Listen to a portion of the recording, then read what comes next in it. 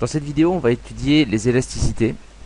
Une élasticité, en fait, c'est un outil qui est assez simple d'utilisation, qui est très général et qui est d'une certaine manière créatif. C'est-à-dire que, effectivement, vous avez probablement entendu parler des élasticités prix de la demande, élasticité revenu de la demande, élasticité prix de l'offre, élasticité au taux d'intérêt de l'investissement, etc., etc. On peut faire une présentation très générale des élasticités pour vous permettre de comprendre que vous pouvez construire une élasticité sur à peu près n'importe quoi. Il vous suffit d'avoir deux choses pour obtenir une élasticité. Il vous faut un comportement. Et ce comportement, en fait, c'est un choix de certaines quantités. Et il vous faut les déterminants de ce comportement-là. C'est déterminant.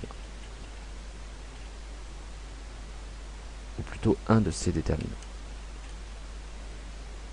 Alors, on va se servir de cette petite colonne là pour essayer de voir un peu qu'est-ce qu'on pourrait raconter là-dedans. Alors, qu'est-ce qu'on va mettre en dessous de la colonne comportement? On va mettre donc ce qui se rapporte à un comportement économique, c'est-à-dire en fait le choix d'un certain nombre de quantités. Alors, il y a plusieurs types de comportements. Vous avez la demande des consommateurs, vous avez l'offre, vous avez, qu'est-ce qu'on a d'autre? L'investissement, par exemple, si vous faites de la macro, consommation, donc l'épargne, hein. Voilà, qu'est-ce qu'on peut avoir d'autre? Bon, c'est déjà pas mal, mais comme je vous ai dit, vous pouvez inventer, vous pouvez construire toutes les élasticités que vous voulez à partir du moment où vous avez un certain comportement de la part d'un agent économique, c'est-à-dire qu'il va choisir un certain nombre de quantités. Donc ici, quantité demandée, quantité offerte, quantité investie, quantité consommée, quantité épargnée.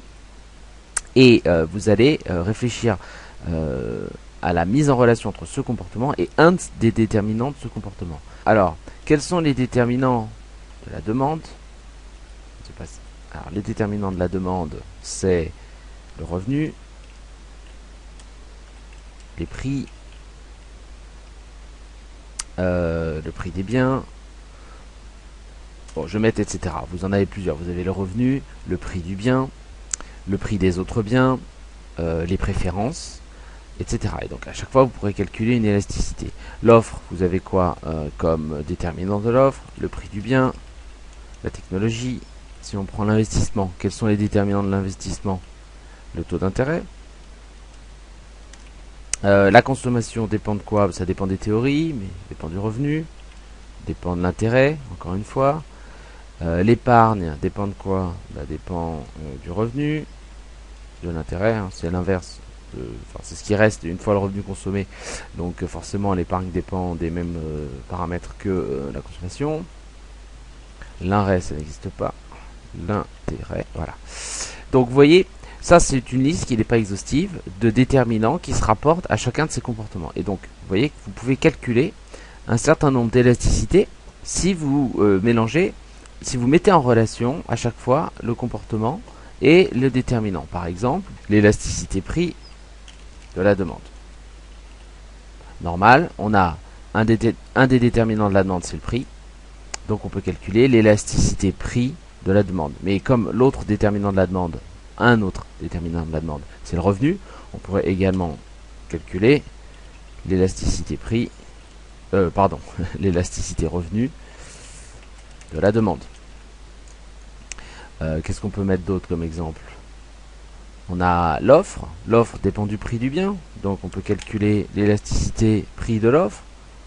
Alors l'offre dépend également de la technologie. Mais est-ce qu'on peut calculer une élasticité technologie? C'est pas évident. C'est comme dans le cas de la demande. La demande dépend aussi des goûts des individus. On pourrait peut-être calculer l'élasticité en fonction des goûts. Mais ça se fait rarement.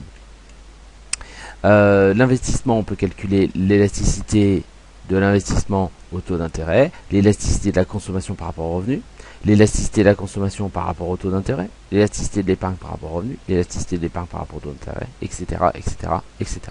Donc à quoi sert qu'est-ce que c'est que cette élasticité? Alors l'élasticité, qu'est-ce que c'est? C'est un chiffre. Déjà ça c'est important. C'est un chiffre sans unité. Alors ça c'est important, ce sera 5, 0,5, moins 4, moins 0,3. Donc c'est un chiffre sans unité. Il sert à quoi? Il sert à mesurer la sensibilité d'un comportement par rapport à l'un des déterminants qu'on a choisi. Donc dans le cas de l'élasticité prix de la demande, ça veut dire que je cherche à mesurer la sensibilité de la demande par rapport au prix. Donc qu'est-ce qui se passe si le prix augmente un petit peu ou baisse un petit peu? Quelle va être la réaction sur les quantités, donc sur le comportement, sur les quantités demandées?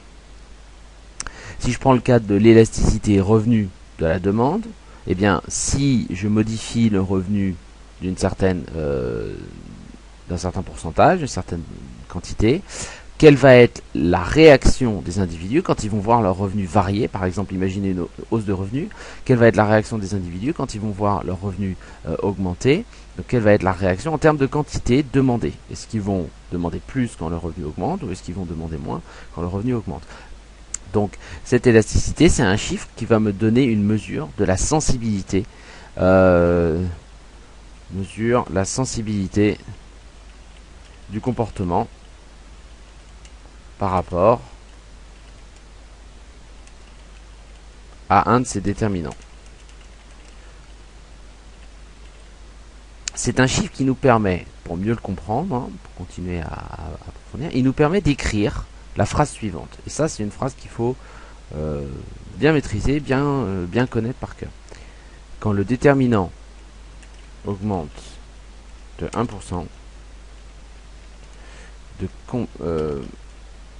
le comportement varie de, et là vous mettez l'élasticité, on va l'appeler petit, on va l'appeler petit e. Alors ça peut vous paraître un peu bizarre, mais on va faire une application qui sera plutôt claire. Mais là je vous mets le cas général. Ça c'est la phrase générale que vous pouvez utiliser en permanence. Donc revenons à notre tableau, imaginons l'élasticité prix, choisissons le prix ici, choisissons la demande. Donc si j'ai choisi le prix et la demande, je peux calculer l'élasticité prix de la demande, c'est-à-dire la sensibilité des comportements de demande, des quantités demandées par rapport à une variation de prix. Donc cette élasticité-là, elle va me permettre d'écrire la phrase suivante quand, là ça va être le prix du bien augmente de 1%, le comportement ici, ça va être les quantités demandées.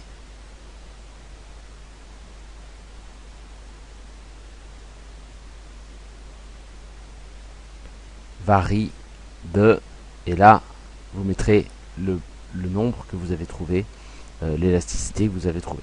C'est ça là. Donc imaginons que l'élasticité de la demande au prix, on va l'écrire comme ça, soit égale à, on va dire, soit égal à moins 5.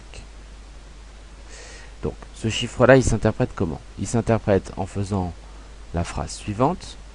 On va l'écrire là. Quand le prix augmente